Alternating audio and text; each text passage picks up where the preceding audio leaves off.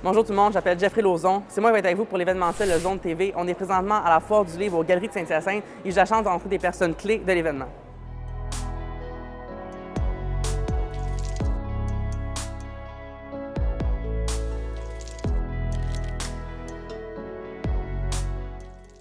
Je m'adresse à tous les clients et clientes qui sont intéressés par le livre. Nous avons une belle foire du livre qui dure toute la fin de semaine, jeudi, vendredi, samedi et dimanche. Particulièrement pour les enfants, le jeudi, vendredi, on a plusieurs activités. On a plusieurs auteurs, on a plus de 60 auteurs qui sont présents durant tout le week-end. Et on a des gros noms pour la fin de semaine, des spectacles pour enfants. Donc, on a une programmation extraordinaire pour cette 11e édition de la Foire du Livre Saint-Hyacinthe.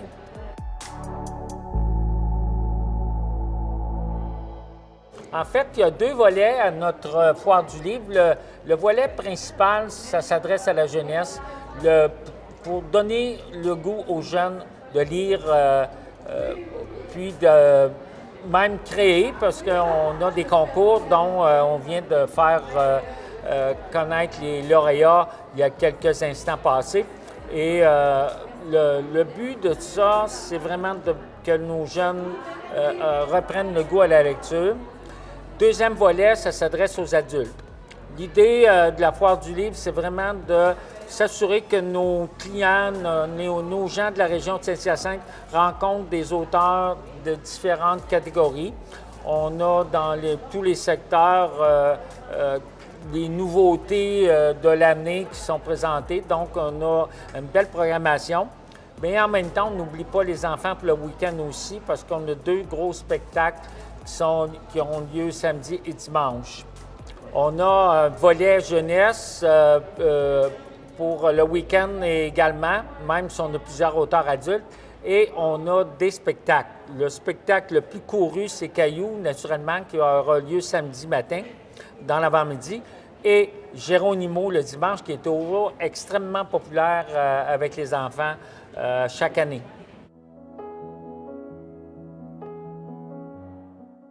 Bien, moi, je suis impliqué depuis plusieurs années dans la Foire du Livre.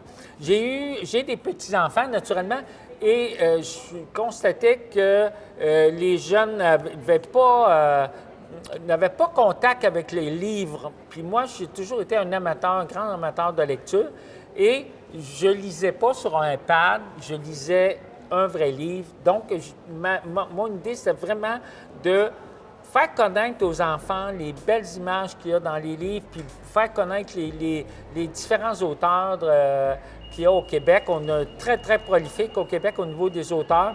Donc, mon idée, c'est vraiment d'encourager les jeunes. Puis, à ma grande surprise, c'est la première année qu'on l'a fait, parce que ça fait déjà 11 éditions. Nos jeunes ont vraiment embarqué et puis ont été vraiment impressionnés par les livres. Et puis, on a continué avec grand plaisir à ce niveau-là. Bien, moi, je dis qu'il faut encourager la lecture. Emmenez vos jeunes, n'hésitez pas. On a une grande foire du livre, on a beaucoup de livres en étalage, on a plein d'auteurs qui viennent signer ces livres-là. Donc, je vous encourage à emmener vos enfants venir visiter notre foire durant le week-end.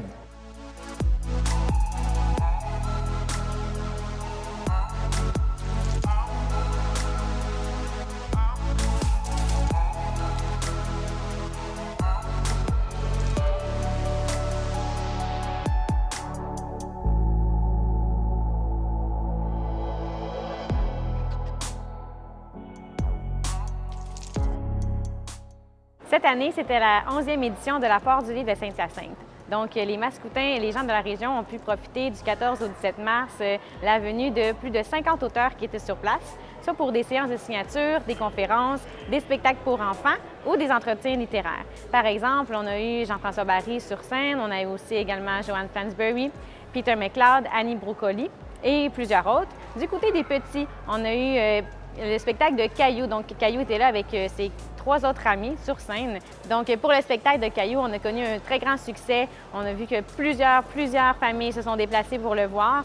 On a également la venue de Geronimo Stilton qui est venu pour la fin de semaine, très populaire également. Donc, on a eu un très bel événement. C'était 4 jours très festifs pour la littérature dans la région Mascoutaine.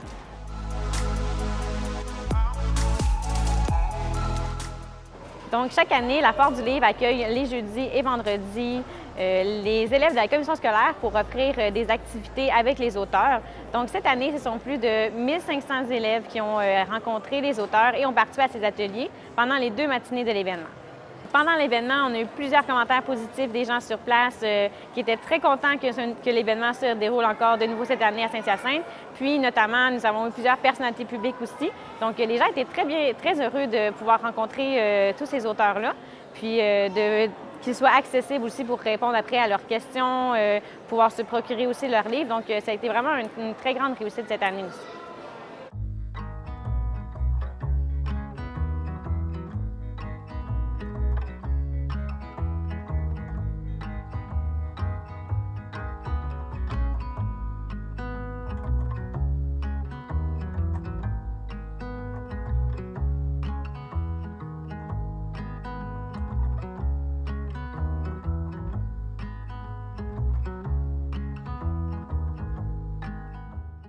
Un concours littéraire dans un contexte qui est autre que le contexte scolaire, mais ça crée justement un engouement parce que les jeunes peuvent y aller vraiment, ils ont toute la liberté d'y aller avec leur créativité, avec leurs idées, sans qu'il y ait au final, par exemple, une évaluation ou quoi que ce soit. Donc là, ça vient leur mettre une occasion sans limite. Et on l'a vu vraiment avec tous les résultats, là, toutes les participations, c'était extrêmement riche. Et bon, c'est sûr que le prix peut être une motivation aussi, mais je pense que l'idée aussi d'être libre de créer comme on veut, ça a beaucoup d'impact. Donc, un concours littéraire a sa place dans le cadre de la foire. Quand on cherchait une thématique pour le concours littéraire et même la foire, l'édition de 2019, la foire du livre, l'édition 2019, on a pensé aux super-héros. C'est sûr que la thématique des super-héros, ça rejoint les jeunes, mais ça rejoint aussi les jeunes en littérature ou même dans les films là, avec les Marvel et compagnie. Mais là, dans ce cas-ci aussi, ce qui est intéressant, c'est que les super-héros, mais ça peut être aussi des gens ordinaires, mais en même temps qui apportent un plus dans leur milieu. Et même dans beaucoup d'écoles, notre commission scolaire, les enseignants, on les présente comme des super-héros auprès des jeunes. Donc, ils ont des super-pouvoirs de donner le goût d'apprendre aux élèves. Donc, c'est la même chose dans le cadre de la foire du livre. Donc, tous les contextes, c'est avoir dans le fond, de donner le plaisir de lire, donner le plaisir de créer là, avec le concours littéraire aussi. Donc, c'était tout indiqué là, et ça a bien répondu justement parce que c'est une thématique qui rejoint tout le monde, garçons, filles, de tout âge. Donc, les super-héros, c'est une thématique vraiment qui rejoint autant les garçons que les filles de tout âge. Donc, c'est tout approprié là, de l'utiliser dans le contexte du concours littéraire et même de l'édition de la Foire du livre 2019. Et en même temps, avec les participants, on les a présentés comme des super-héros qui allaient briller au sein de leur classe par leur participation et si jamais ils faisaient gagner même leur classe pour la bibliothèque de livres. Donc, les élèves peuvent être des super-héros autant que les adultes, autant que les enseignants, autant que les allumeurs de réverbères adultes en général aussi.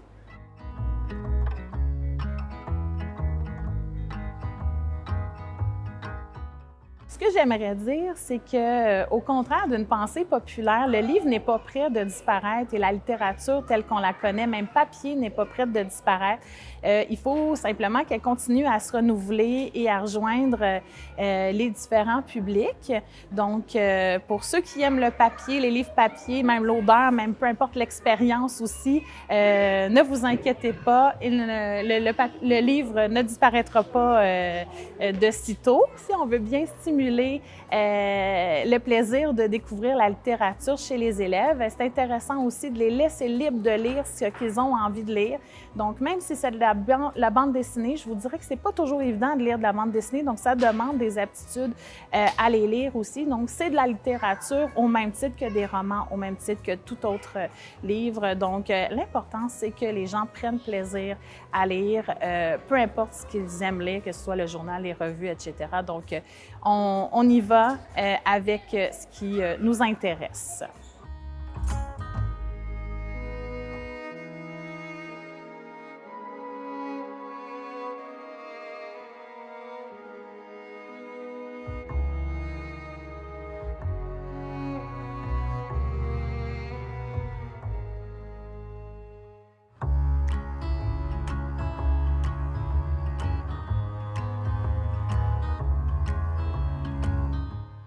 Donc, on est présentement avec Yuri Martel, un artiste en animation 3D. C'est lui qui s'est occupé de créer tout l'univers fantastique de la thématique de cette édition de la Foire du livre, qui est les super-héros du livre. Yuri, ton affiche, c'est l'affiche officielle de la Foire. Exactement. Elle présente les livres, bien évidemment, mais aussi les super-héros. Peux-tu nous parler un peu de ton affiche, qui est, comme je le disais, la thématique de cette année?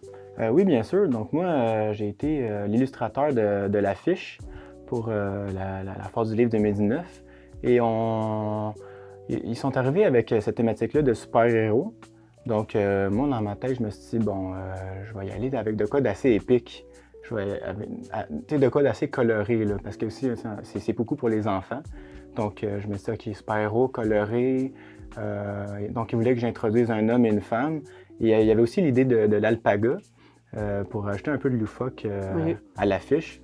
Donc, ça a donné le trio des super-héros qu'on voit sur l'affiche. Et c'est beaucoup à la mode aussi, là, avec tous les films qu'on voit au cinéma. Donc,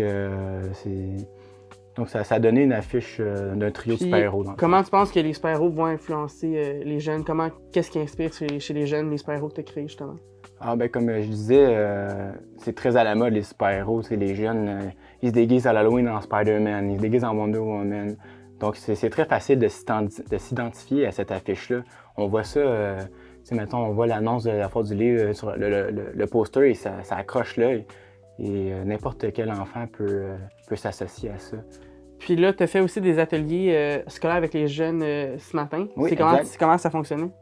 Moi, dans le fond, j'avais 2 ateliers ce matin.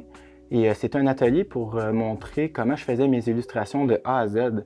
Donc, du croquis à la couleur, à la lumière, aux petites touches finales. Je leur ai tout montré ça. Et moi, je fais de l'art digital, donc sur Photoshop. Alors, j'ai fait une petite démonstration devant eux. C'était 2 ateliers d'1 heure. Et, Puis les jeunes participaient à ça? Est-ce qu'ils ont créé des choses eux-mêmes? Non, c'est moi qui créais quelque chose devant eux. J'avais une illustration déjà prête, mais je leur montrais comment je faisais en dessinant devant eux, comment je faisais les étapes de l'illustration. Et c'était quand même interactif, là. Il y avait beaucoup de discussions entre moi et le public. OK. Puis aussi, c'est ça, justement, parce que l'affiche que tu as fait, il y a certains jeunes qui ont été appelés à créer une œuvre à partir de cela dans le contexte de la création littéraire des jardins. Donc, tu vas être le jury, puis les lauréats vont être dévoilés ce soir.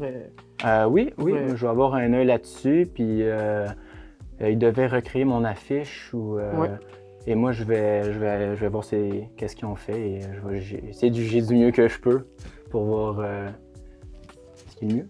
Puis là aussi, dans l'affiche que tu as fait, il y a 3 personnages. Est-ce que chaque personnage représente quelque chose? En fait, l'alpaga, je te dirais qu'il représente un peu le côté loufoque, le côté drôle de l'affiche. Dans les premières versions, j'avais fait un alpaga. C'est quand même drôle, mais là, après ça, j'ai eu des révisions, puis ils m'ont dit « Tu pourrais faire les yeux plus écartés, les yeux drôles, la langue sortie, des choses drôles. » Donc oui, il représente le côté loufoque. Puis il y a une fille puis un gars pour que tout le monde se sente inclus là-dedans. On veut pas... Les super-héros, c'est pas juste les gars, c'est aussi les filles. Puis ces 2 super-héros-là, dans le fond, ça représente un peu que chaque personne peut être le héros de son histoire. J'ai essayé de répliquer une genre de ville, mais en fait avec des livres, des livres qui s'empilent comme un peu en gratte-ciel. Et c'est un peu pour représenter ça. Tout le monde, on est tous dans notre monde, on peut tous créer notre monde, puis on est chacun notre héros. Parfait. Puis là, aujourd'hui, ta journée est terminée. Comment tu as aimé ton expérience à la Foire du livre? J'ai vraiment aimé ça. J'ai vraiment aimé ça. C'était super agréable. Ça l'a passé comme ça. Les enfants sont tellement adorables dans les ateliers. Ça riait beaucoup. j'ai une excellente réception et à la séance des signatures, les enfants, ils font pas juste venir te voir pour avoir une signature. On jase ensemble, on dit des niaiseries, puis ouais, c'est vraiment le fun. Est-ce qu'il y en avait déjà beaucoup qui te connaissaient déjà ou c'est des gens non, qui moi je connais personne. Moi je connais personne. Personne ne me connaît, je pense encore aussi. Non, mais moi j'essaie d'inclure le plus de personnes, aller voir le plus de personnes possible, me présenter, puis c'est ça, j'ai fait beaucoup avec les enfants. J'ai dit hey, comment tu t'appelles, puis on apprend à se connaître. Là. Ouais, parfait, merci Yuri. Merci beaucoup à toi. Là, avec les conférences de presse, là, elle est dans le fond, puis là, je sens qu'elle m'aime pas. Là, je fais, hey, non, elle va nous faire une mauvaise critique, tout ça, tu sais, elle m'aime pas. Fait que là, je fais des petits sourires. À chaque fois qu'elle pose une question, je dis, oh, je pense que madame en arrière a une question. Tu sais, c'est une petite stagiaire que le journal a envoyée, tout ça. Puis après la conférence, ben là, on jase un petit peu avec tout le monde, en particulier avec tout le monde. Fait que je vais la voir, puis là, je jase avec pour être sûr que tout est correct. La trouve cute. Je la trouve cute. En plus, je fais, hey, t'es vraiment épais. T'es épais. Non seulement tu ris d'elle, t'es une journaliste dont t'as besoin pour une critique, mais en plus, elle est cute. Tu sais, t'es bien parti, mon gars. Fait que ça reste comme ça. Le lendemain, elle me tend comme une perche, puis là, j'ai l'impression qu'elle me trouve de son goût. Fait que, oh mon Dieu, finalement, elle m'en veut pas. Puis elle m'invite à sortir parce qu'il y avait un party après. Fait qu'on est. Oui. Fait qu'on est sortis. Et c'est devenu ma femme, après coup. Et ça fait 20 ans qu'on est ensemble. Mais là, vous cherchez... Oui, c'est ça, le monsieur. Là, vous cherchez le rapport avec le monsieur. Bien, non, c'est pas le journaliste qui est pas venu. C'est le fils du journaliste qui est pas venu. Puis cette journée-là, il y a eu un accident en bicycle. Et il s'est planté, là, il était ticu, il s'est fait mal en bicycle. Fait que son père a dû quitter sa job, aller à l'hôpital avec lui pour un bras cassé. Et là, quand ils se sont retrouvés, pas de journaliste, ils ont fait comme, bon, ben, regarde, toi, là, tu veux devenir journaliste, tu sais comment faire? Ben, va couvrir la conférence des 3 jeunes là, qui viennent d'arriver. Donc, c'est comme ça qu'elle s'est retrouvée sur mon chemin.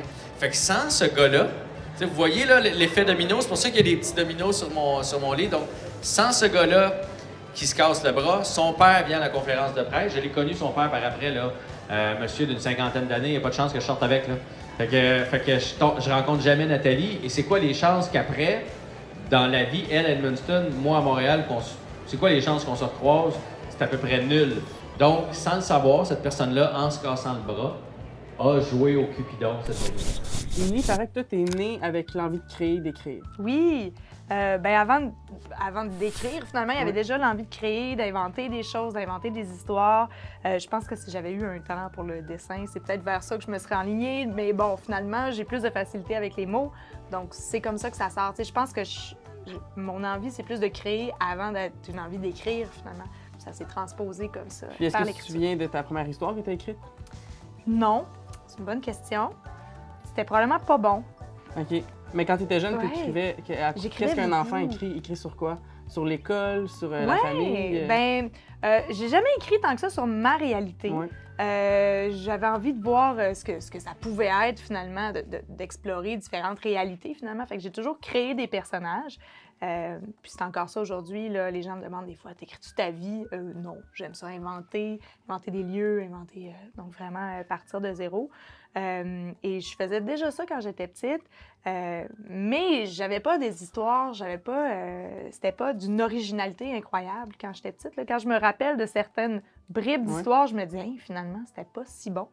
Puis c'est vraiment en écrivant, par ma passion, par ma persévérance, finalement, que j'ai continué puis que ça s'est amélioré avec le temps. C'est comment que ça se concrétise, justement, ça, le désir d'écrire, d'être publié un jour? Bien, ça a été vraiment une série de hasards, beaucoup dans mon cas. J'ai étudié en tourisme, ça n'a aucun rapport, finalement. Puis à un moment donné, je me suis dit, moi, je suis pas sûre que c'est là-dedans que je veux faire ma vie. Donc, je suis retournée aux études, puis pour le plaisir, je me suis dit, tiens, je vais aller en création littéraire. 1 an à juste écrire, j'ai toujours écrit, j'aime ça, je vais me changer les idées, puis après ça, peut-être que je saurai quoi faire. Puis finalement, j'avais un cours d'écriture pour enfants, puis mon travail de session, c'est devenu mon premier roman. Puis à partir de là, ça a déboulé, puis ça n'a jamais arrêté, en fait. J'ai toujours publié au moins 2 livres par année. Maintenant, c'est plus comme 6 à 8 livres par année, mais à cette époque-là, c'était comme 2 livres par année, puis ça n'a jamais arrêté. Donc, je suis tombée là-dedans un petit peu par hasard, finalement, puis... Ça a bien été? Ouais. Est-ce que ton premier livre a été publié ou oui, pas? Ouais, en okay. plus. C'est quand même rare, puis ça a été publié quand même rapidement. Je sais qu'il y en a que ça prend 10 ans, puis Donc, dans mon cas, ça a été vraiment rapide. J'ai été très, très, très chanceuse. Puis, ton niveau d'importance qui t'accorde à inspirer puis encourager les jeunes à la lecture, c'est quoi? C'est énorme. J'aime ça. Les plus beaux commentaires qu'on peut me faire, c'est « Hey, moi, je suis pas un lecteur, j'aime pas lire. Puis ton livre, je l'ai vraiment aimé. » Ça, c'est les plus beaux commentaires que j'ai eus dans ma vie, là. C'est vraiment ça. Puis je travaille avec certains éditeurs, justement, qui font des livres pour des lecteurs un peu plus récalcitrants. Je pense à la collection Zèbre, entre autres, c'est des textes pour les 10 à 14 ans, mais vraiment plus courts que la moyenne. Il y a des illustrations plus punchées à l'intérieur. Donc, ça attire un public différent. Puis ça, je trouve ça incroyable. Il y a les mini-bigs aussi qui sont super populaires, qui font lire des jeunes qui n'auraient pas nécessairement été tant que ça attirés par la lecture parce que c'est Mais ça très doit être punché. plus difficile aussi aujourd'hui d'être attiré par la lecture parce qu'il y a tellement de divertissement. C'est quand on pense à les émissions de télévision, sur les jeux mobiles, tout ça, Ouais. vous compétitionnez avec un livre, il faut aller chercher les jeunes. Puis Ouais. aussi, il doit y avoir un processus de création qui est différent entre écrire un livre pour enfants, pour les plus petits, ou pour écrire un livre pour les de 14-17 ans. C'est quoi la Oui. différence entre les deux processus de création? C'est vraiment très différent. Des fois, je compare ça à... C'est comme un artiste qui aurait carrément deux matériaux, finalement. Mettons, un sculpteur qui fait de la sculpture sur bois puis de la sculpture sur... je sais pas quoi. Je connais rien à la sculpture. Je sais pas pourquoi j'ai pris cet exemple. Moi non plus. Mais bon, donc c'est vraiment deux matériaux différents dans ma tête. Oui, je l'aborde de façon différente. Puis tout part de l'idée, en fait. Donc l'idée va amener, évidemment, des personnages d'un certain âge qui vont amener un lecteur type, finalement. Donc, à partir de l'idée, je vais construire mon histoire, puis ça va s'enligner un peu plus vers du tout petit ou vers du plus vieux. Y a-t-il une grosse différence entre les deux? Entre pour enfants ou un livre pour les pour plus vieux? ados, mettons. Est-ce qu'il y en a un qu'on focus plus sur les détails, un Oui. c'est plus sur les personnages, les actions? Bien, souvent, pour les premiers lecteurs, en fait, les phrases vont être plus courtes. C'est moins là où je vais aller chercher des figures de style plus recherchées. Ouais, c'est ça, le vocabulaire, il faut que ça reste simple. Donc oui, ça va être un peu plus dans l'action que je vais mettre l'accent, alors que pour ados, je vais aller vraiment plus retravailler le texte comme tel. Donc c'est vraiment Mais en même temps, pour des textes d'album, pour les petits, quand c'est fait pour être lu par les parents, très souvent, là, je vais aller chercher une sonorité un peu plus. J'essaie de mettre des rimes, de mettre un rythme particulier pour que ça soit le fun à entendre aussi et pas juste à lire. Donc, c'est vraiment un travail, effectivement, qui est très différent d'un groupe d'âge à l'autre. C'est vraiment, des fois, c'est une job différente. Puis en plus d'écrire, tu fais de l'animation aussi, puis t'aimes Oui, ça. j'adore l'animation. J'adore rencontrer les jeunes. Ça me rappelle pourquoi je fais ça Ouais, aussi. c'est le fun d'avoir là. une rétrospective sur ton matériel que tu fais. Oui, exactement. De voir les jeunes qui me disent hey, « j'ai lu tel livre, j'ai aimé ça. T'as-tu pensé à faire telle affaire pour une suite? » Là, des fois, ils m'alimentent aussi. Y a des critiques ouais, des fois que les jeunes te donnent? Ça arrive, oui. Ouais. Ça arrive des fois, puis je trouve ça vraiment intéressant. Puis des fois, c'est vrai là, qu'il y a des erreurs dans l'histoire ou des... Puis eux autres, on leur en passe pas une, là, ils sont tellement brillants. C'est sûr que si j'ai fait comme une gaffe, que j'ai mis le mauvais nom quelque part, c'est sûr qu'ils l'ont vu puis qu'ils me le disent. Là. C'est vraiment... Mais c'est ça, ça fait partie Merci de la beaucoup, game. Émilie. Merci C'était un plaisir de te beaucoup. rencontrer. Excellent, merci beaucoup.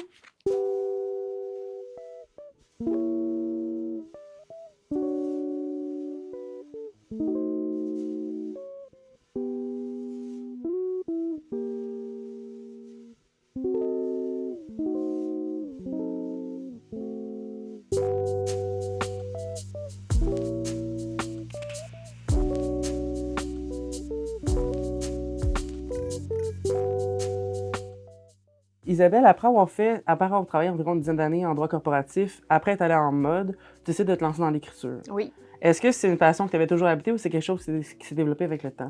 En fait, je me suis fait arrêter dans la rue par une voyante OK. à New York pendant que j'étais avocate. Une femme qui m'a arrêtée comme ça par hasard, qui m'a pris par le bras sur la rue à Manhattan et elle m'a dit qu'elle avait un message pour moi, que j'étais pas sur la bonne voie. Et puis, je l'ai suivie chez elle. Ça aurait pu être une erreur fatale, mais cette femme-là a changé ma vie. Elle m'a dit que je devais commencer à écrire.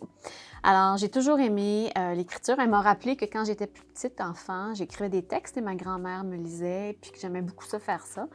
Et elle m'a dit que c'était ça mon destin. Alors, cette femme-là m'a complètement changé ma vie. Je suis rentrée à Montréal, j'ai quitté mon emploi à Manhattan.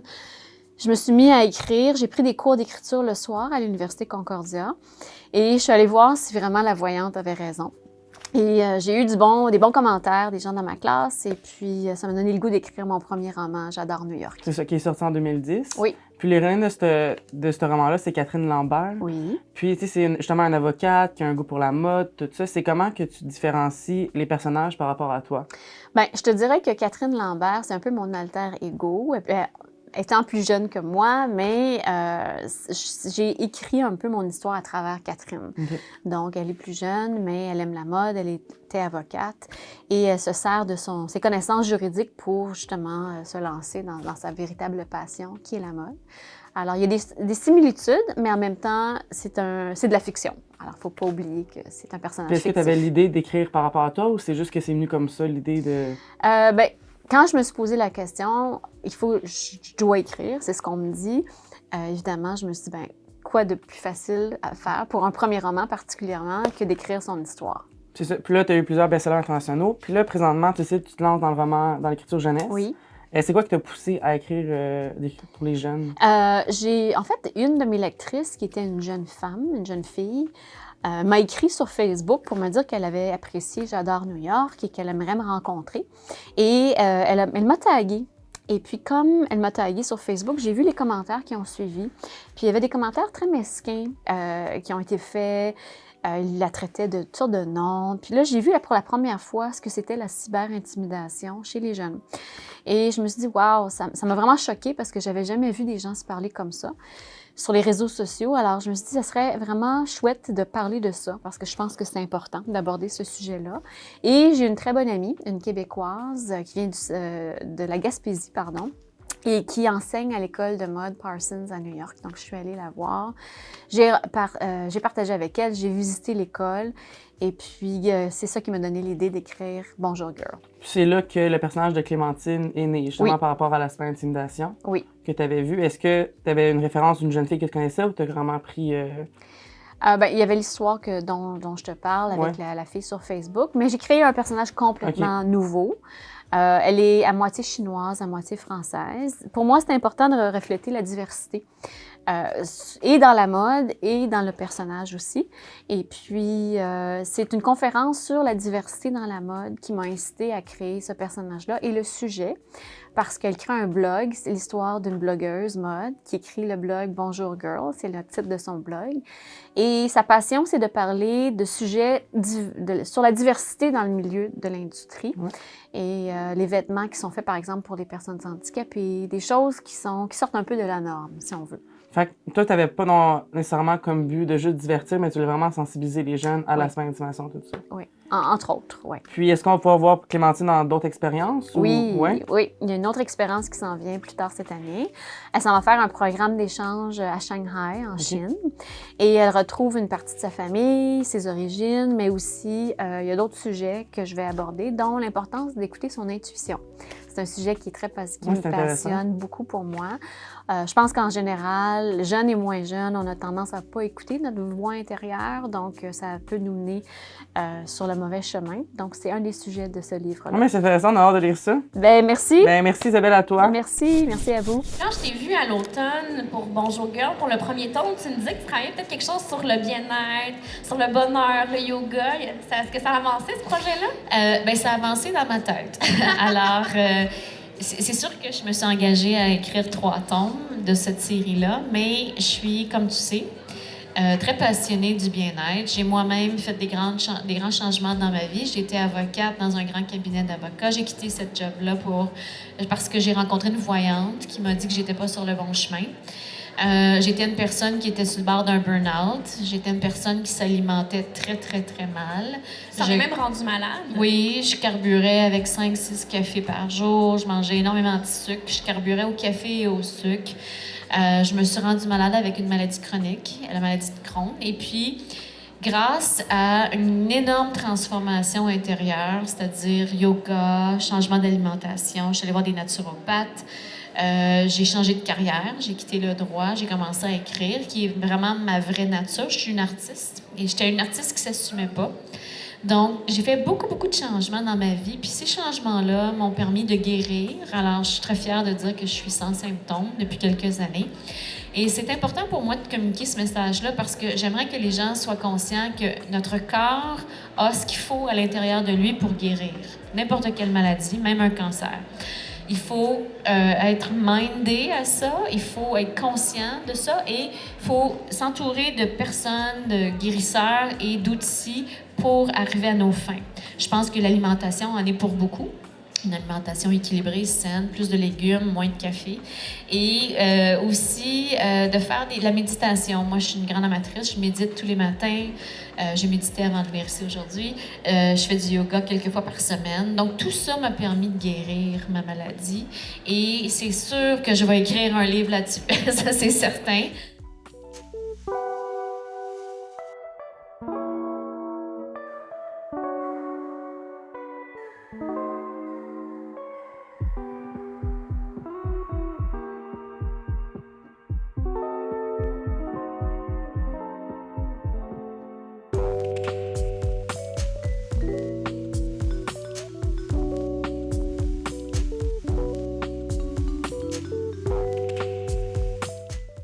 Au nom du conseil d'administration de la Foire du Livre de Saint-Hyacinthe, je vous souhaite la bienvenue à cette conférence de presse qui dévoilera les lauréats du concours littéraire Desjardins. Pour une 5e année consécutive, ce concours a été rendu possible grâce à la participation financière des caisses Desjardins de la grande région de Saint-Hyacinthe. Je tiens donc à les remercier pour leur appui et leur soutien. Ce beau projet permet d'encourager les jeunes de la région à s'intéresser à la lecture, mais aussi à stimuler leur créativité à travers le dessin, la rédaction de textes et le volet BookTube, nouveauté cette année. Cette année, le concours invitait les jeunes de la MRC des Mascoutins et d'Acton à s'inspirer de la fiche officielle de la Foire du Livre créé par l'illustrateur de cette année, Yuri Martel. Les élèves avaient le choix entre écrire une 4e couverture, dessiner une bande dessinée, oui, ça se répète un peu, ou filmer un booktube. Nous tenons d'ailleurs à féliciter tous les enfants qui ont participé à ce concours. Les œuvres étaient tous et toutes débordantes de créativité. Alors, sans plus tarder, on va dévoiler les gagnants dans la catégorie bande dessinée. Donc, il y avait un premier groupe d'âge, dans le groupe d'âge 5 à 8 ans. La gagnante, Sarah Allaire, 7 ans.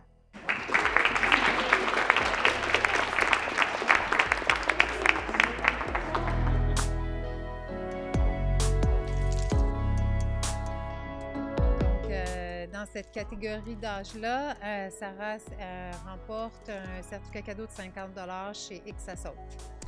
Donc maintenant, dans le groupe des 9 à 12 ans, le gagnant est Gabriel Houde-Baudouin.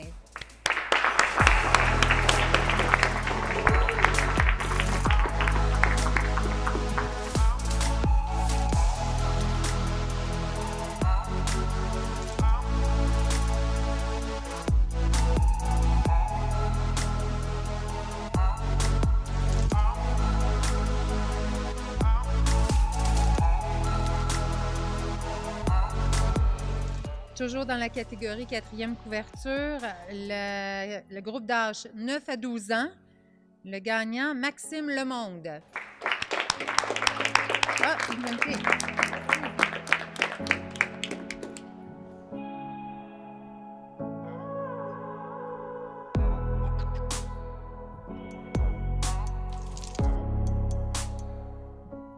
On passe maintenant à la catégorie BookTube.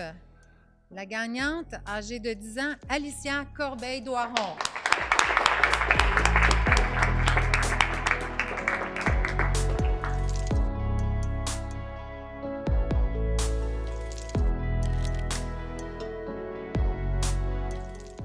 Donc, pour chacune des éditions, le jury a aussi choisi un œuvre qui est coup de cœur.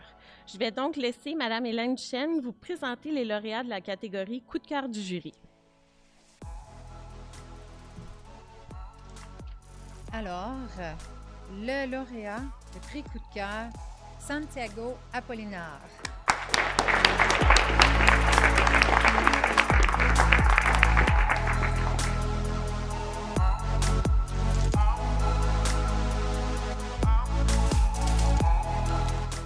Donc, avant que les enfants puissent prendre la photo officielle, je vais vous présenter, dans le fond, on va procéder au tirage d'une bibliothèque de livres. Cette bibliothèque est d'une valeur de 250 $ et elle est tirée parmi tous les participants du concours littéraire. Et elle ira directement à la classe de l'élève gagnant et celui-ci se méritera une carte cadeau des Galeries Saint-Hyacinthe d'une valeur de 50 $. Donc, la participante se prénomme Eva-Rose Tanguay. Elle fréquente l'école Saint-Thomas d'Aquin. Donc, c'est ses enseignantes Julie Lessard et Meggy Simoneau qui vont récupérer la bibliothèque pour en faire profiter tous les élèves. J'aimerais remercier tout le monde d'être présent ici ce soir et d'avoir encouragé les jeunes à participer au concours.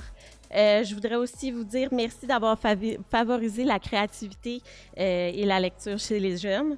Donc, j'invite tous les gagnants à vont être ici. J'invite les autres à monter sur scène pour prendre la photo officielle. Et sur ce, merci et bonne foire du livre.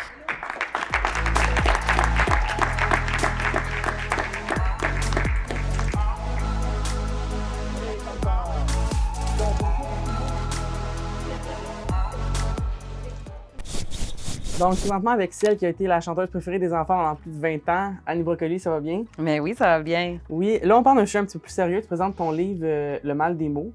En mal des mots, t'as vécu ça comment pendant... Tu sais, t'étais comme l'idole des jeunes, puis en même temps, de ton côté, t'avais comme un problème, une difficulté. C'était comment que tu associais ces deux personnalités-là ensemble? En fait, ça a été difficile d'avoir le mal des mots, donc dyslexique, surtout durant mon enfance. Mais l'affaire, c'est que c'est là qu'on se fait les plus grosses blessures aussi dans la vie, tu sais. Puis souvent, rendu adulte, bien, on traîne encore des mots, des peines qu'on a eues quand on était petit. Fait que moi, ça a fait que je suis devenue très, très, très perfectionniste, tu sais. Fait que quand j'étais le personnage d'Annie Brocoli, moi, il fallait que tout soit parfait, puis ça marchait au quart de tour, puis j'étais jamais pleinement satisfaite de moi. Je pense que c'est ça qui a été difficile avec le personnage. Mais par contre, maintenant, avec du recul, puis après avoir fait une belle thérapie, parce que c'est le plus beau cadeau qu'on peut se faire dans la vie, je pense, c'est un jour faire le tour de sa vie puis régler des vieilles blessures d'enfance. Je me rends compte que si j'avais pas été dyslexique, j'aurais pas été Annie Brocoli, tu sais. Parce que derrière chacune des différences des gens, il y a toujours un trésor en arrière de ça. Tu sais, quand dans ta tête, tu vois des lettres bouger comme ça en apesanteur, qu'un P devient un Q, puis un D, puis toutes sortes d'affaires, mais tu fais ça avec la vie en général, avec tout. C'est-à-dire que moi, je vois quelqu'un marcher, puis là, je reviens de tous les bords, puis ça se transforme en quelque chose. C'est mon imaginaire, en fait. Mais t'as-tu essayé de le cacher, ta dyslexie, ou non? Toute mon enfance. OK. Toute mon enfance, je le disais pas. J'étais toute seule avec ça. Je me suis traité des noms. J'ai eu de la peine. J'ai eu honte. Puis c'est que plus tard que je me suis rendu compte comment c'est extraordinaire, finalement, être dyslexique. Mais dans le milieu professionnel, est-ce que tu étais à l'aise de le dire au début ou encore, première rencontre, tu le disais pas trop? Puis... Je le disais, mais j'allais pas m'étendre sur le sujet. Je disais, ah, ça pour moi c'est dur, je suis dyslexique, mais personne ne savait à quel point je l'étais, tu sais. Puis là, aujourd'hui, tu sais que tu as fait la pète avec la différence. C'est comment ça a changé? As-tu un événement que tu as comme dit, bon, mais là, j'arrête d'avoir honte de vouloir le cacher, puis je m'assume. En fait, c'est un burn-out. OK. Un burn-out, ça règle bien les affaires.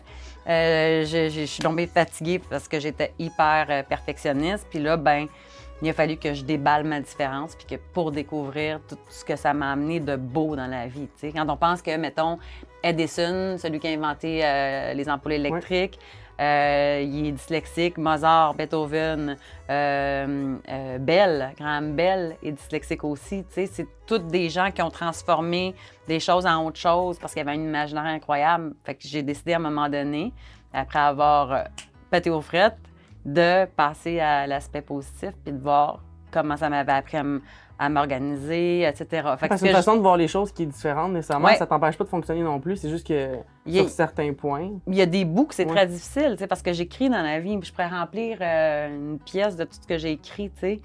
Fait qu'il y a des bouts que c'est difficile, mais là, maintenant, quand c'est difficile, j'ai de la compassion pour moi. Fait que ça, c'est doux. Ça fait du bien.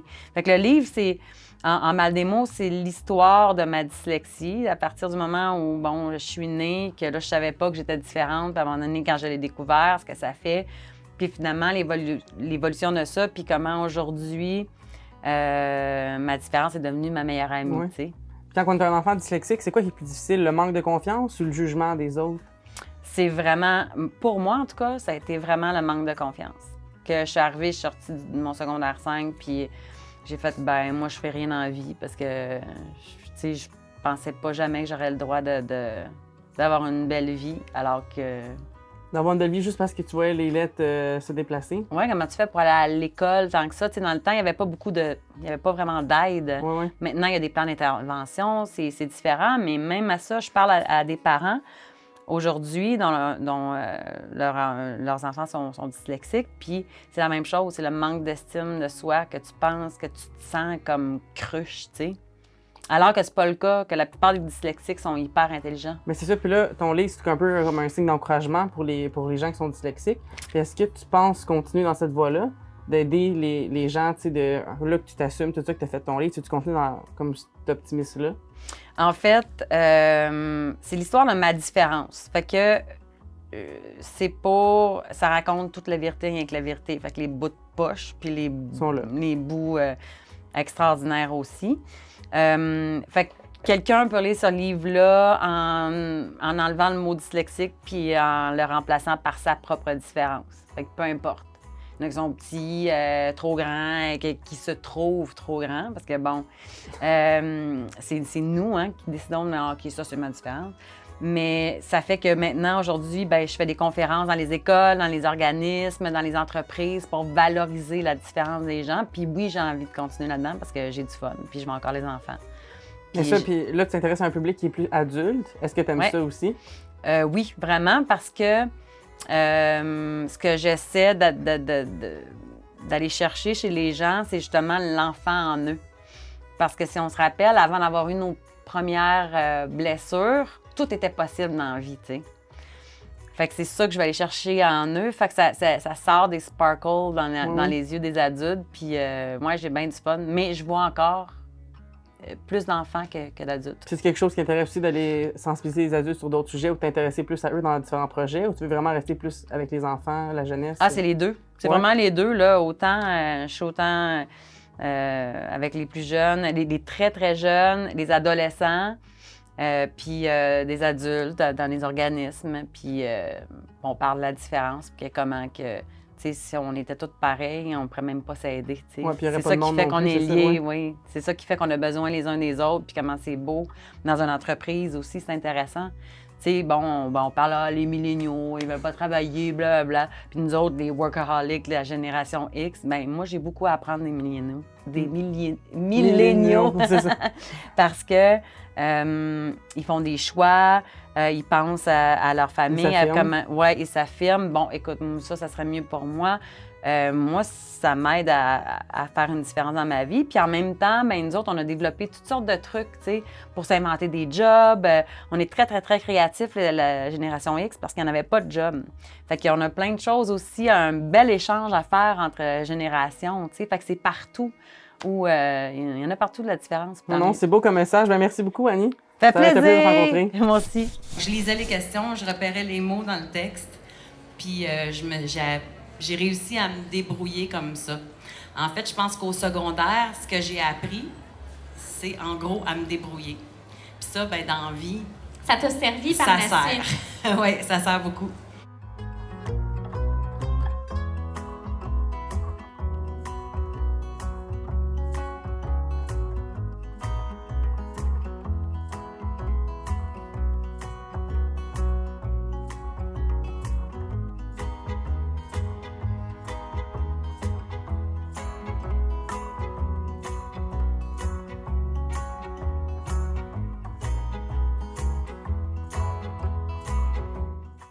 Donc, je m'entends avec Guylaine Tanguay, un incontournable de la musique country québécoise. Guylaine, tu as sorti ton premier livre, La ligne droite. Oui. Qui est plus par rapport au drame que tu as vécu pendant ton enfance, une confidence autobiographique. Pourrais-tu nous résumer un peu ce que tu as vécu, justement, les principales épreuves que tu as eues à faire face? Ben, en fait, moi, ma vie a toujours été parsemée de plein d'affaires belles et des affaires moins belles. Et c'est ce que je voulais raconter dans le livre. Alors, c'est sûr que je parle de mon enfance. Mon père était alcoolique, il a été joueur compulsif, de tout ce que ça amène comme manipulation, comme difficulté et tout ça. On parle de ça. Je parle aussi de ma vie de quand j'étais jeune, pourquoi j'ai commencé à chanter, comment j'ai commencé à chanter avec ma mère, avec mon oncle. Alors, il y a un petit parcours qui se fait là-dedans. Mes premières expériences professionnelles aussi avec les gérants qui sont aussi manipulateurs, qui se poussent avec l'argent. Tu sais, il y a plein de choses qui nous arrivent, c'est sûr. Ma vie après ça de famille, j'ai eu des filles, j'ai une vie familiale assez remplie aussi, une première union, ensuite j'ai trouvé vraiment l'homme de ma vie, le mariage et tout ça. Alors on se promène vraiment à travers toute ma vie, mais ma vie, je te dirais qu'il y a quand même beaucoup d'actions.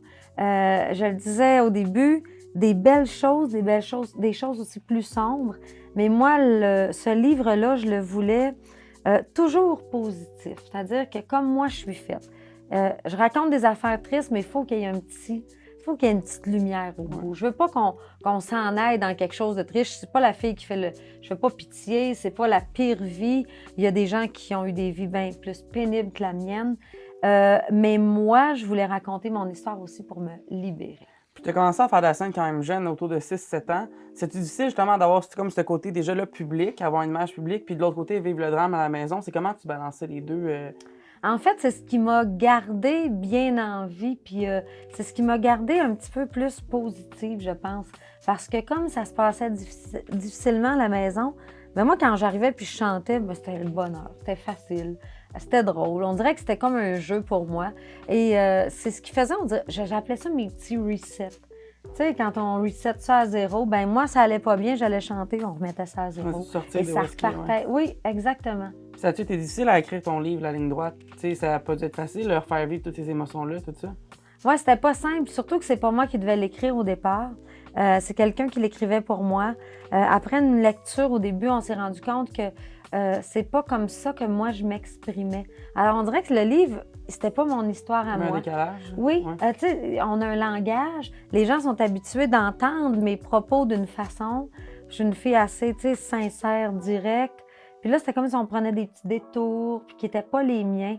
Alors là, j'ai dit, bon, je pense que là, on a un petit problème. Il faut relire, il faut revoir. Ils m'ont dit, écris un peu pour nous dire comment tu aimerais que ça sonne. J'ai écrit un peu. Et on m'a dit après ça, on a trouvé la personne pour l'écrire, c'est toi. Fait que maintenant, tu t'es trouvé une nouvelle job, tu vas devoir écrire ton livre. J'avais absolument pas le temps. Mais t'as aimé ça, écrire? En fait, oui, parce que moi, j'aimais beaucoup le français à l'école et j'étais quand même bonne. Et j'ai jamais eu le temps d'écrire des chansons parce que j'ai toujours été trop occupée. Puis là, prendre le temps, parce que écrire, il faut que tu t'arrêtes. Tu peux pas écrire en conduisant, tu peux pas écrire en faisant à manger, en faisant du lavage. Il faut que tu t'arrêtes pour faire ça. Chose que je fais pas souvent dans ma vie. Moi, le côté zen, je l'ai pas beaucoup développé. Et là, ben, je m'assoyais, je revoyais ma vie, je la repassais. Puis en plus, ce qui devient un peu particulier, c'est que quand tu racontes les choses, tu peux trier un peu, tu peux choisir les mots pour adoucir. Ouais. Mon père, il n'était pas alcoolique, mon père buvait un peu. C'était pas difficile, c'était une vie comme ça, mouvementée. Mais quand tu écris, si tu veux que le lecteur soit impliqué dans ton histoire puis qu'il comprenne bien, ça peut pas être un petit peu noir, c'est noir. Ça peut pas être un peu difficile, c'est très difficile. Alors là, j'ai vraiment réalisé que ma vie n'avait pas été si simple, que je me faisais, disons, un peu plaisir à raconter. Donc, quand tu l'écris, oui, c'est difficile, mais en même temps, ça fait du bien. C'était-tu la première fois que tu faisais comme une introspection de tout ce que tu avais vécu? Absolument. Comment tu avais vécu? Tu l'avais jamais fait? Non, moi, j'ai jamais fait aucune thérapie. Puis, comme je l'ai dit, je racontais souvent les choses. Ça finissait tout le temps drôle, mon histoire. Tu sais, il y avait toujours un punch à la fin.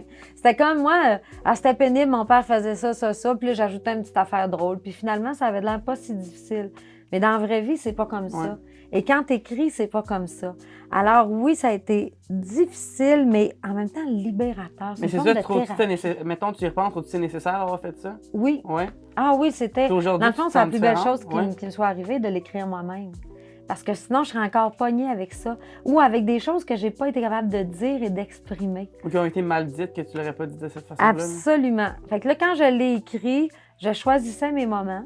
Il y a des choses plus difficiles que si j'avais un spectacle, exemple, le soir, je rentrais pas dans des choses plus sombres. Ça me tentait pas. Donc, je choisissais mes moments.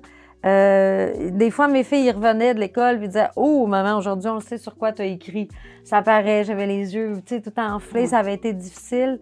Puis en même temps, c'est bizarre parce que autant ça fait mal, autant ça fait du bien. J'imagine que les gens qui sont allés en thérapie, ils vont peut-être me dire « Ben c'est ça une thérapie. » Je ne sais pas, mais autant c'était le fun, puis des beaux moments que j'écrivais, je les revivais et c'était je trouvais ça plaisant de revivre ça. Mais les moments difficiles aussi sont lourds à vivre, mais une fois que c'est fait aussi, ça libère. J'en ai moins ses épaules qu'avant. Puis là, as-tu des gens qui viennent te voir justement avec leurs histoires depuis la sortie de ton livre? Sans arrêt. Puis ça, tu trouves ça difficile, justement, d'avoir comme du négatif, des... Moi, je suis bonne là-dedans. Ouais. On dirait que moi, j'aime ça, recevoir les choses des autres. Depuis que je suis petite, je suis comme ça. Moi, si quelqu'un allait pas bien à l'école, c'est sûr que c'est moi qui allais le voir en premier. J'essayais de régler ses problèmes. Je donnais des paquets de gomme à plein de monde juste pour... C'est un paquet de gomme quand t'es jeune, ça fait plaisir. Hein? Mais moi, je réglais plein de problèmes en donnant des choses. J'essayais d'amener un peu de clarté des fois quand les gens étaient pas bien. Puis j'essayais de les comprendre. J'ai passé ma vie à faire ça.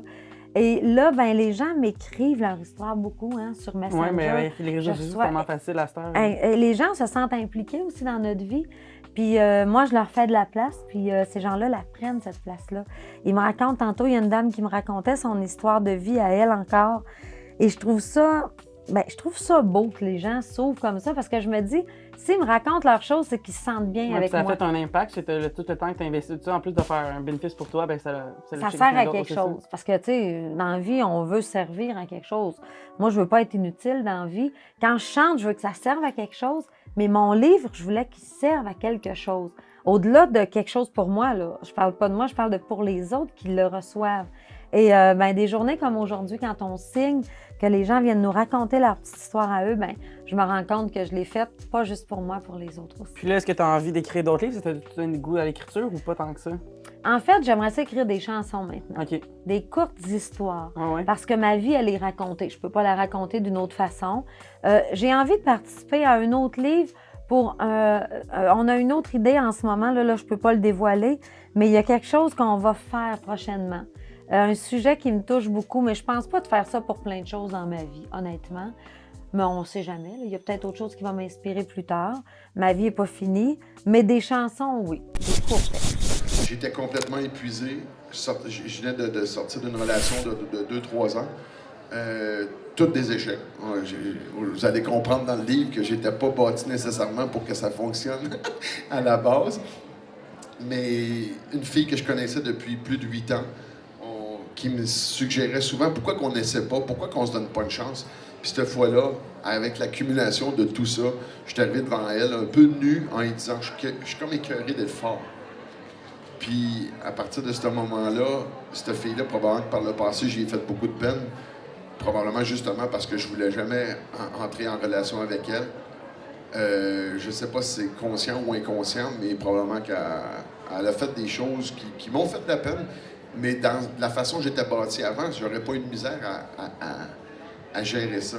Mais là, le fait de m'être retrouvé peut-être un peu plus transparent, un peu plus nu, j'avais pas d'outils pour... Puis c'était bizarre parce que j'ai jamais été amoureux de cette personne-là, puis je me retrouvais d'une peine d'amour. Alors, j'essayais de gérer cette situation-là avec ma tête, mais je pense que c'est des situations qui se gèrent avec le cœur.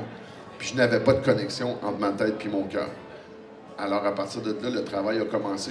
Comment ça que j'étais en peine d'amour d'une fille que j'aime pas, pour me rendre compte que la peine d'amour, probablement que c'était avec moi-même, que ça faisait peut-être 25-30 ans que j'essayais d'avoir des relations, puis que ça fonctionnait jamais. Puis les réponses à ça, c'est très rare que ça va être dans le futur qu'on va les trouver. C'est souvent dans le passé.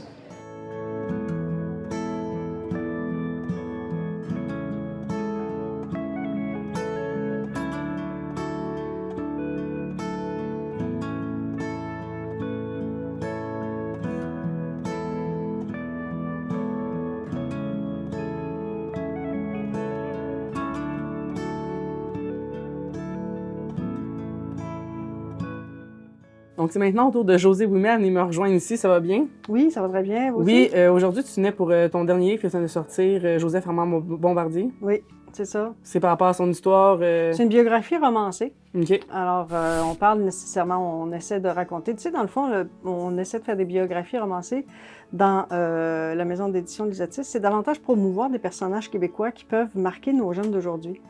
Donc, Joseph Armand, ça a été un inventeur. C'est un Léonard de Vinci québécois. C'est quoi la différence entre une autobiographie normale et une autobiographie romancée? Une biographie romancée, c'est vraiment un roman. OK.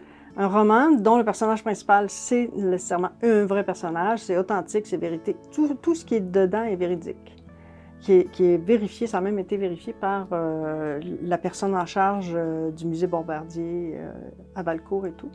Alors, c'est une biographie dans laquelle tout est authentique, véridique, donc c'est même au niveau éducatif, pédagogique, très, très prisé par les écoles. Parfait. Puis là, toi, tu as fait quand même beaucoup des albums pour les enfants, des romans jeunesse, des romans pour adultes, des romans historiques aussi. C'est quoi la forme que tu aimes le plus écrire? Historique. Historique? Ah oui, historique. Moi, je suis une fan de tout ce qui est historique. Alors, j'aime manier... dans le fond, je me considère un peu comme une passeur de mémoire. Tu sais, on a beaucoup de personnes âgées qui sont dans les résidences aujourd'hui, qui ont vécu des anecdotes, qui ont été... On ne sait pas qui vit dans nos résidences. Il y a peut-être eu un espion, il y a peut-être eu un champion olympique. Et ces gens-là, moi, je trouve que ça vaut la peine de mettre une vitrine un petit peu dans... Mais ça a demandé beaucoup de travail, un roman historique. Oui, c'est quoi les étapes à faire? Bien, d'abord, il faut savoir, pour moi, il faut que je sache dans quelle période je vais me situer. Est-ce que c'est en 1943? Puis combien de temps va durer, par exemple, mon premier tome? Et la période, quand on fait la biographie de Joseph Armand, bien sûr, là, on va s'étaler un petit peu plus long sur la période de la vie. Mais lorsqu'on fait un roman historique, à mon avis, c'est important de cibler vraiment l'année. Qu'est-ce qui s'est passé dans cette année-là? Et là, pour les recherches, c'est plus facile aussi. Tu sais, si tu te situes en Première Guerre mondiale, vers quelle année est-ce que tu vas le faire au début de la guerre ou vers la fin de la guerre? Et puis combien de temps ton personnage va être vraiment dans l'aventure? Puis la recherche, vous le faites dans des bibliothèques, sur Internet, par des entrevues? Maintenant, c'est sur Internet beaucoup. Oui, la plupart des recherches. Mais on peut rencontrer des gens qui ont vécu les choses. Ça, c'est fantastique aussi. Puis ton inspiration, c'est où est-ce que tu vas la chercher? C'est comme pour choisir de quelle histoire tu vas parler, l'historique, tout ça. Dans le cas de Joseph Armand Bombardier ou dans le cas de la maison d'édition Lisatis, ce sont davantage des commandes. Tu vois, comme là je dois Ils vont vous demander de... Là, je dois trouver une femme qui a marqué le 20e siècle, pour, autant dans le mouvement féministe que dans une carrière quelconque. Tu sais, là, je pense à Marcel Gouvreau, qui a été l'adjointe, dans le fond, du frère Marie-Victorin. Quand c'est des commandes, c'est-tu des fois moins passionnant ou c'est toujours quand même intéressant? C'est moins passionnant. Ouais. Mais c'est passionnant quand tu découvres le personnage. Joseph Armand, j'ai découvert des affaires sur lui que je pensais pas. Puis y a-tu un personnage qui t'a marqué le plus, qui t'a vraiment marqué dans ta carrière, que tu as écrit dessus? Jean Cartier. OK. Oui, j'avais écrit une saga pour les jeunes. Elle est encore en bibliothèque ou en librairie. Et Jean Cartier, ça a été le personnage vraiment oublié parce que c'est lui qui a vraiment jeté les prémices, là, les bases là, de ce qu'on est, nous, aujourd'hui. Tu sais. Il y avait Champlain qui m'intéressait, mais à un moment donné, Champlain a été pris par d'autres. Mais Jean Cartier, il a vraiment... tu sais, il a amené des otages amérindiens en France. Il a fait plein de choses. C'était dans le but de sensibiliser les jeunes, les informer. Oui. Quand on s'adresse aux jeunes, c'est quoi le but premier? C'est-tu de les divertir, de les sensibiliser, de les informer? Bien, les divertir en premier. Ouais. Un roman doit être une bonne histoire racontée.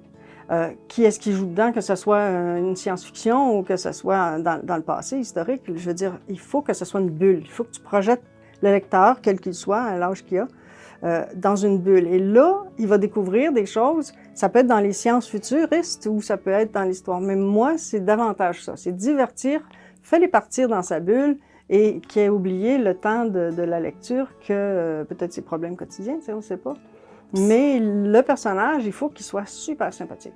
Puis, est-ce que tu as des projets futurs qui s'en viennent? C'est quoi qui s'en vient pour Josée Ouimet? Là, pour Josée Ouimet, il va avoir en mai la sortie de La faute des autres, un autre saga historique pour adultes. Ça se passe en 1943 avec la conscription. Et donc, en 1943-44, il y a beaucoup de nos grands-parents qui se sont mariés par obligation.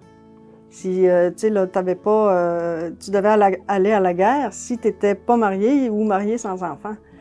Alors, ça a commencé. Donc, il y a La faute des autres, le tome 1. Le tome 2 va sortir en octobre. Non, ben, c'est parfait. Mais c'est un plaisir de te rencontrer. Un gros merci, Josée. Ça me fait plaisir, merci. accueillez chaleureusement celui qui nous touche droit au cœur à tous les jours avec son amour pour le hockey. Dave Morissette, mesdames et messieurs. Bonjour, merci. Merci de la présentation. C'est une des belles présentations que j'ai eues cette année. Je le dis souvent, mais être heureux, c'est un choix. Avoir du succès, c'est un choix. On a le choix le matin de se lever puis être nerveux, ce que j'ai été longtemps dans ma vie. Je ne savais pas ce qui allait arriver, puis je me demandais si j'étais en contrôle. Mais je le pense sincèrement, on est en contrôle. C'est pas du hasard si je suis parti à Compostelle avec ma famille. C'est pas un hasard si je suis ici avec vous aujourd'hui. J'ai choisi d'être là. Je me lève le matin, puis je choisis d'être heureux. Je vous donne un exemple concret. J'ai un de mes chums, lui, il se lève le matin, puis il se demande ce qui va arriver. Puis il se demande, il dit, là, aujourd'hui, ça va être une grosse journée, puis hey, je m'en vais à Saint-Hyacinthe, puis je vais rencontrer des gens, puis je sais pas trop, puis peut-être qu'ils m'aimeront pas. Moi, c'est tout à fait le contraire. Moi, je m'en viens ici aujourd'hui, je rencontre des bonnes personnes qui sont venues m'écouter, m'entendre parler de mon livre aujourd'hui. On va passer une belle heure ensemble. J'avais hâte de vous rencontrer. Après ça, je quitte, je m'en vais à TVA, je travaille. Tantôt, j'ai hâte de travailler, j'ai hâte de voir ma gang. C'est une belle journée pour moi, c'est un défi. Je vais avoir du plaisir. Mon chum, lui, c'est le contraire. Tout est difficile, toute question de perception. Être heureux, c'est un choix. Je vous le dis. Quand j'ai fait le choix d'être heureux, j'ai pris des décisions différentes aussi. On est en contrôle, c'est pas un hasard. Compostelle. Je sais que vous parlez de Compostelle, hein? Mais moi, je le dis souvent. D'abord, là, moi, ma vie, c'est un match de hockey. Pour ceux qui me voient à la télé, ce qu'on applique dans le sport, ce qu'on applique au hockey ou dans d'autres disciplines, si on l'applique dans nos vies, ça fonctionne. Puis il y a une chose dans le sport qu'on dit toujours. Tu sais, il faut que tu oublies le dernier match. Tu sais, si tu as perdu, le Canadien, vous allez l'entendre. Tu sais, hier, ils ont perdu, mais là, on oublie ça. Puis là, les gars vont sourire aujourd'hui. Puis là, il y a un autre match mardi. C'est toujours comme ça. Mais moi, dans la vie, c'est comme ça. Le passé, c'est le passé. C'est le fun. J'ai fait des erreurs. J'ai fait des bons coups. Mais on passe à d'autres choses. Arrêtez le temps. Vous allez me dire, et je viens de vous le dire, pourquoi Compostelle? Pourquoi les gens veulent faire Compostelle? Pourquoi on veut partir pour Compostelle? Moi, la première fois que j'ai décidé de partir pour Compostelle, j'avais besoin d'être seul. Tu sais, je suis parti 3 fois là-bas, j'avais besoin d'être seul. Je voulais pas réfléchir, je voulais pas parler à personne. J'avais besoin de me retrouver. J'avais besoin de ne pas penser. Non, parce que moi, j'ai une routine. Tu sais, des fois, là, j'adore ma routine. Ce que j'aime pas, c'est quand ma routine me dit quoi faire, quoi penser, où aller, quand ça devient un tourbillon. Non, c'est ça, parce que la vie, c'est ça. C'est se lever, travailler, on a des enfants, on a des préoccupations. Puis c'est le fun, ça. Non, mais tu sais, c'est des beaux défis, là. C'est ça, la vie. Il y a des problèmes à régler. Des fois, je dis que j'ai une liste de buts, de rêves. J'ai une liste de problèmes aussi, by the way. Règle ça, non, c'est aussi plaisant, c'est un problème. Une personne a appelé aujourd'hui, je coche ça.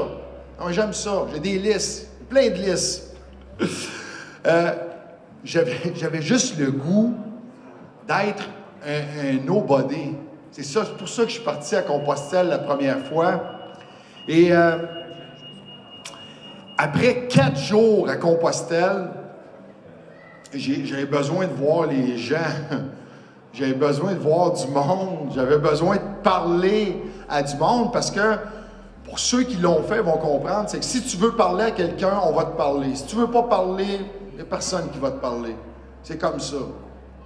Quand je vous disais, j'avais besoin d'être seul, de me retrouver, j'avais besoin de ne pas penser. Ça vient aussi après, je me rappellerai toujours mon premier voyage parce que je laissais ma famille derrière moi. Puis là, je me disais, oh non, pourquoi? Puis mon chum qui vient de partir a vécu la même chose. Vous savez que Guy Jodoin, qui est à la télé aussi, est parti l'an passé, il l'a fait à pied. Lui. Moi, j'ai fait en vélo. Lui, il l'a fait à pied.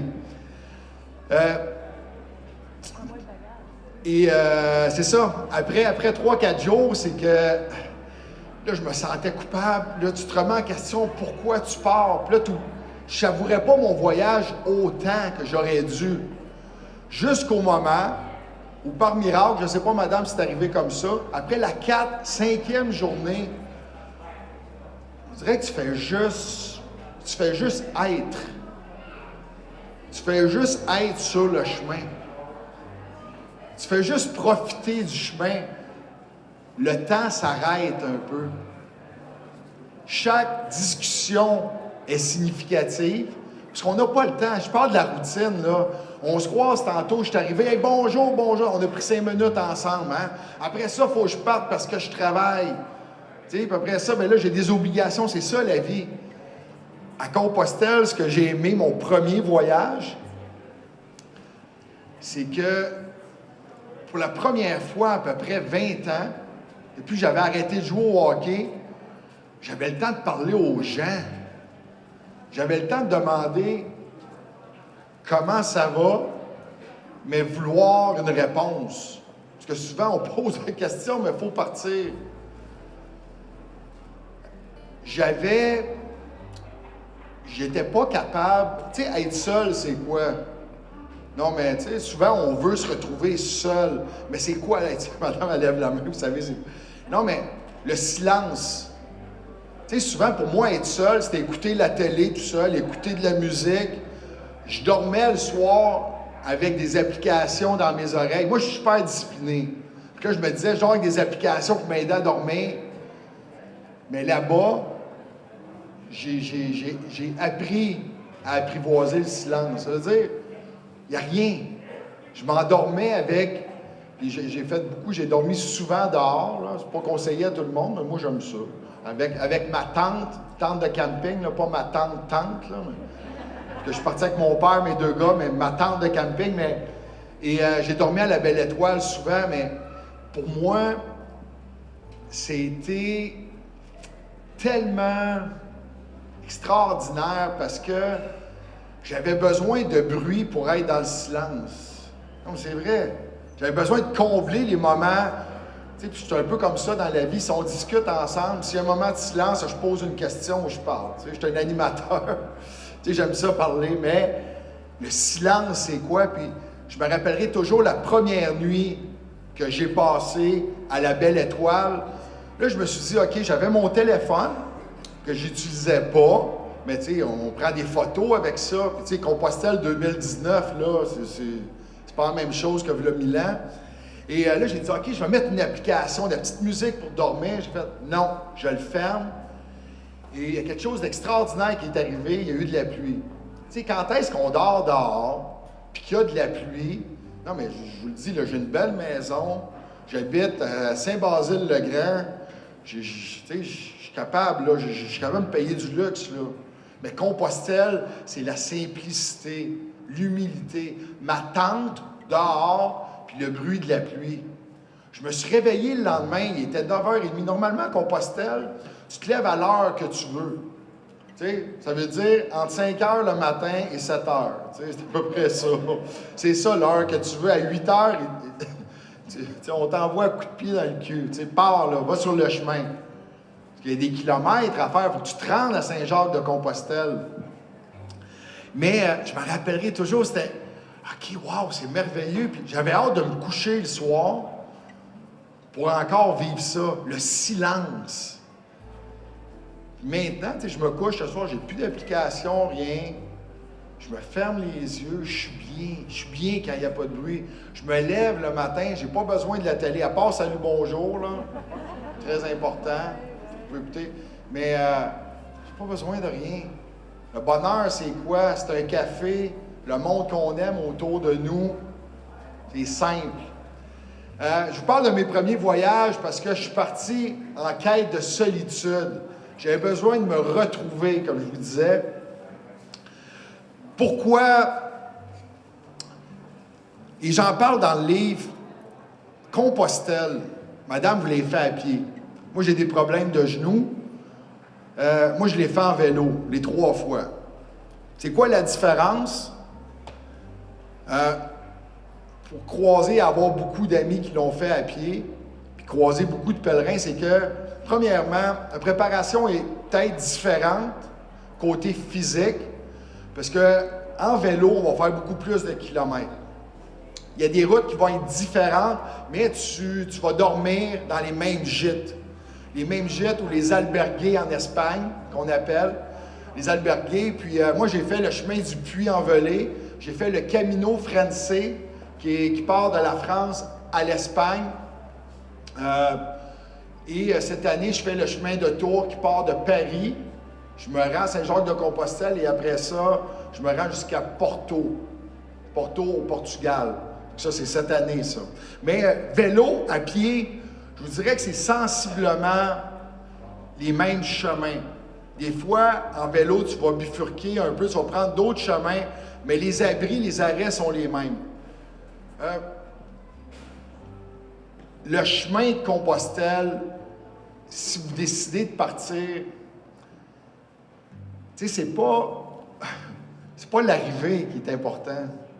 C'est pas l'arrivée, c'est ça, rendre, c'est le chemin.